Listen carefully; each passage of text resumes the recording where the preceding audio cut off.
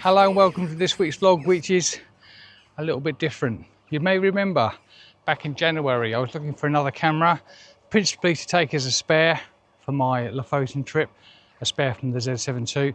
Ended up buying the Z8, and you may remember at the time I said that I fancied doing some wildlife photography, so that was one of the stipulations. The Z8 is really good with autofocus, really good with bird photography. So to start this vlog, it's going to be taken way back in February. I don't know when you're going to see this, but this is the back of my garden. So my garden is just there. This land doesn't belong to me, but I have permission to keep the brambles and everything under control. And in the summer, this gets very, very nestly. But what I'm going to do, so I'm going to clear all of these bits of tree, bits of branches. I've got a shredder over there, which my wife is busy handling.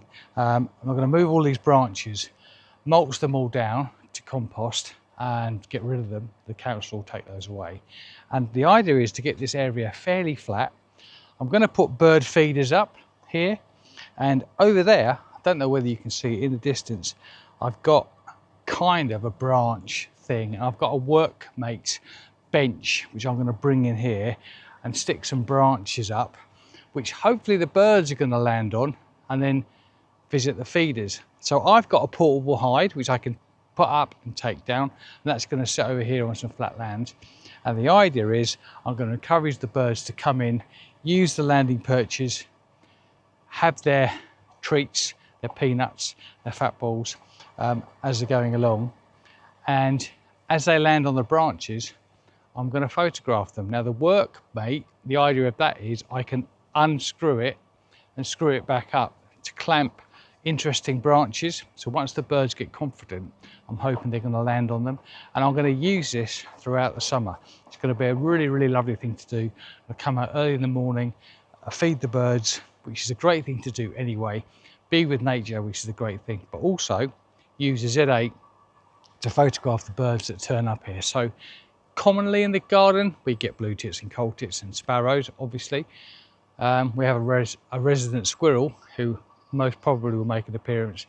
We've got magpies, but we've also had jays, long-tailed tits, greenfinches, and even wagtails at some point. So interesting to see what we get here, and I'm going to do some bird photography. So this is the start of it. I wanted you to see it like this, and then when you see me next, this will all be done and we're ready for the birds. So I'll bring you with me throughout this journey, which is going to take a couple of months. Right, let's get on. Sounds like the shredder has stopped, which means that she's run out of wood. So let's give her some more and get this going.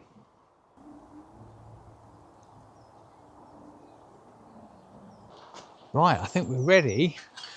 Spent the afternoon just clearing away some brambles. There was a lot of old branches and dead trees and bits here, which I've all moved into a pile now. Just cleared this.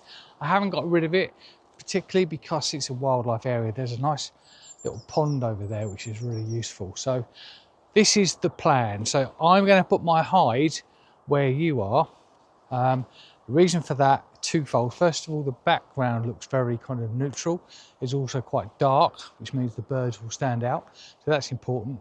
The sun comes from there, behind you, over to there, and it's now about 4 o'clock in the afternoon. So we're still getting a little bit of sun onto the branches where the birds are going to land. So that's important. Lighting is obviously important.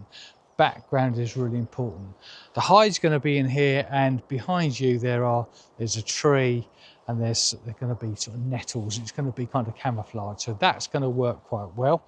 The problem I've had, and may still have, is that there are a load of trees around here, and it could be that the birds land up high in a tree and come straight onto the feeder, in which case I won't be able to capture them because they won't be standing still long enough. I have pruned a couple of branches off some of these trees. 2 reasons: let a bit more light in, and secondly, so that the birds maybe use my branch that I'm going to put out for them as their perch before they land onto the feeder. So that's the plan. What I'm now going to do is I'm going to spend the next month or so making sure these feeders are full, and then we'll do our first session and see what we can capture, which you'll see shortly. But obviously for me, it's about a month ahead. Other plans that I have for here, you can just see in the background there, a black disc. That's a small little kind of water feature. The idea is you have a pump in it and you have some stones running outside. Well, that could, for me, become a reflection pool.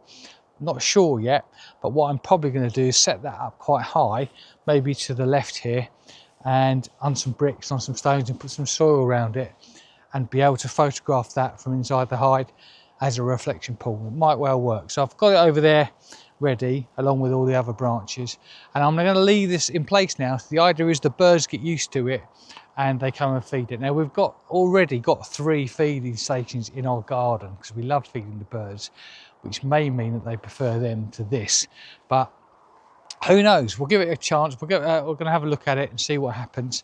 We've also got a family of foxes that live just over here, and I photographed a lovely baby cub. Picture last year of the baby cubs coming in. So who knows? We might even see a fox at that point, although they won't be sitting on the perch. So there we go, all set up. I'm going to leave this a month, as I say, and then you're going to see me in a month's time, and let's see how successful we've become.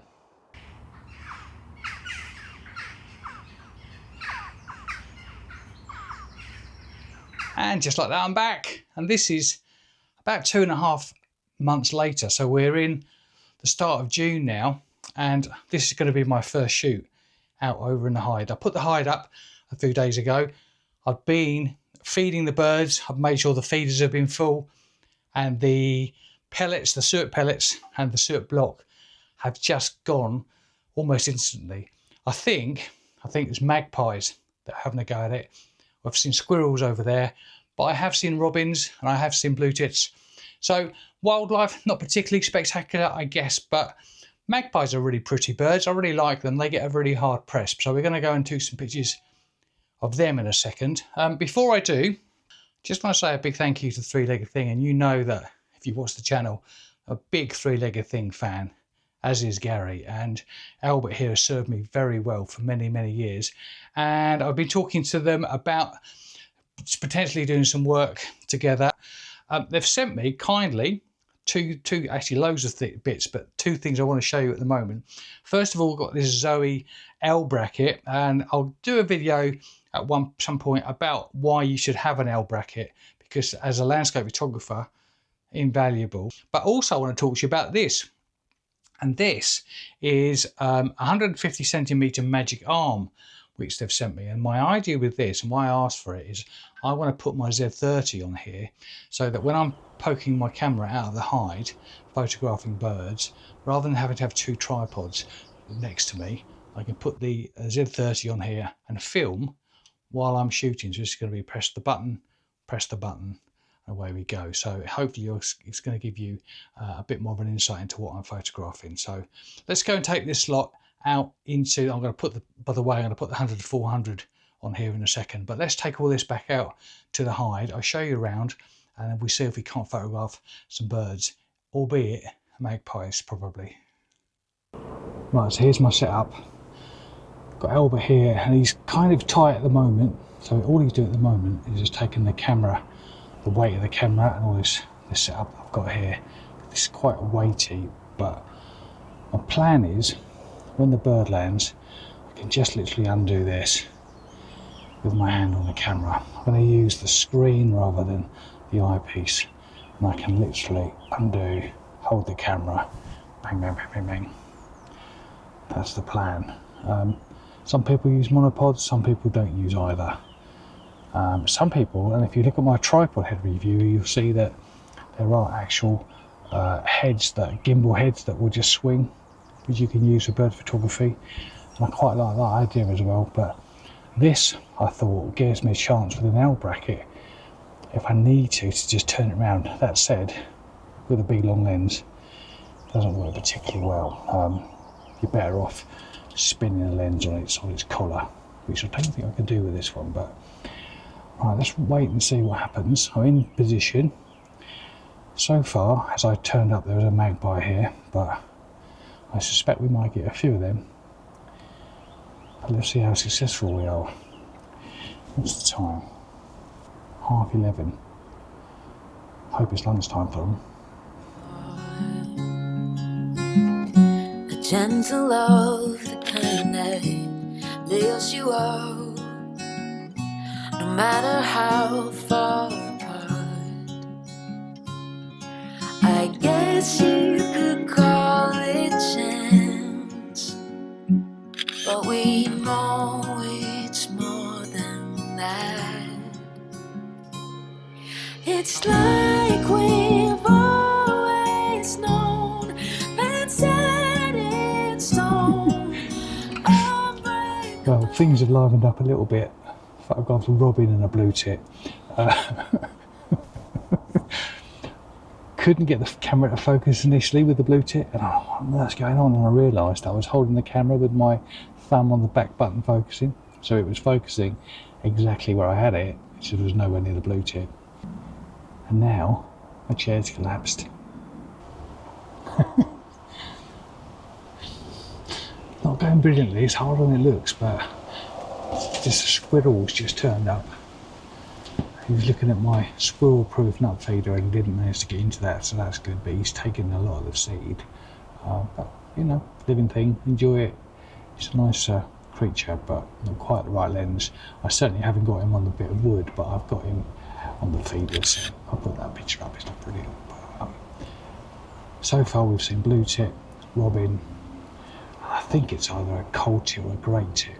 Probably a great tit, I think.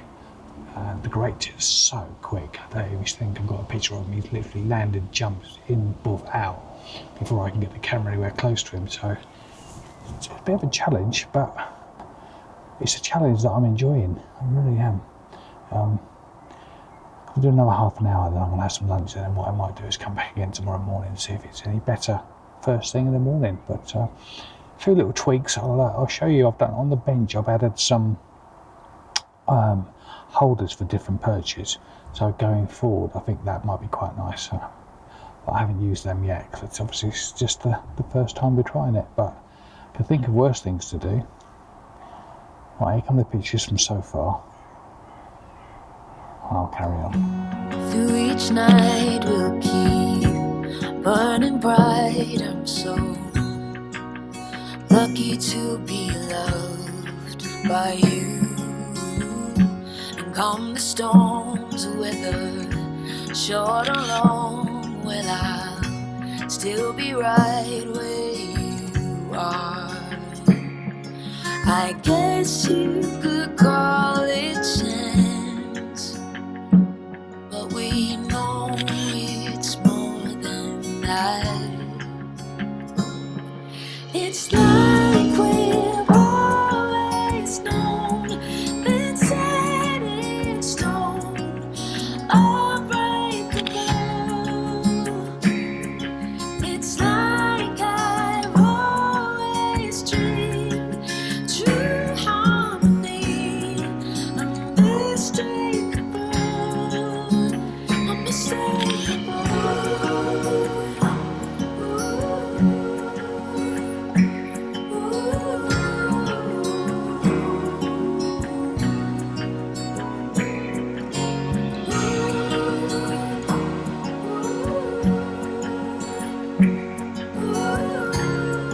That's been very hectic. I've had all sorts of birds here this morning. Actually, no, that's not quite true. I've had lots and lots of birds, and I think what's happened is that the blue tits who are nesting in a box just behind me on one of my outbuildings, I think they're fledged, because there seems to be a load of young blue tits and they come in as a flock, and when that happens it's just manic. But trying to get them in flight, which is what I'm trying to raise my game to, is so difficult. They're so quick. You try and anticipate when they're about to jump, and they've gone. It's so quick. But I've seen blue tits, a whole family of them. We've seen cold tits, and I've seen great tits, and I've even shot a sparrow, I think, a house sparrow. At least he landed very quickly, but everything's been so quick, which is actually great fun. The shutter speed's on 2,500 now. I'm actually underexposed by a little bit as well, because I'm worried about the lights, the highlights, but there's some nice light coming through the canopy, so I'm really pleased with my setup. I think this has worked quite well. I'm going to do a shoot here with this same branch, and then what I might do next time is let's just pull this in a little bit, just to get a bit windy. And then what I'll do next time is I'll change the branch over and see if we can't get a different sort of picture. But I was saying to somebody yesterday that my problem with wildlife photography almost is it's just a portrait of an animal or a bird. How do you make that better? How do you improve it? It can do, obviously it backgrounds out of focus. It's like doing the same thing as you would with a human portrait. It's make it look better. But for me, what I want to get today, I think, is a bird in flight. See if we can get it taken off and landing. So I'm not sure I'm going to achieve it, but I'm certainly going to spend an hour or so having a go at this. So I'm going to end it there.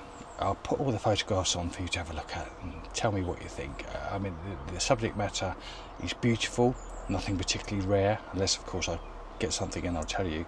But it's been great fun having a go at wildlife photography from my own hide, which I've set up myself. So it's a lot different to going to a paid hide. So I'm really, really pleased with the outcome, and I can see myself this summer doing a lot more of this.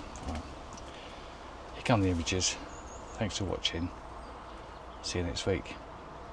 Off again. Bye. True harmony, unmistakable, unmistakable.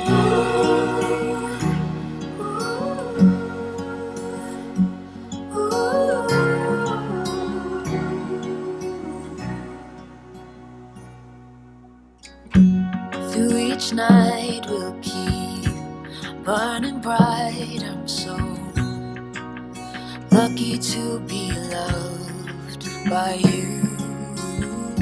And come the storms of weather, short or long, well, I'll still be right where you are. I guess you could call it chance.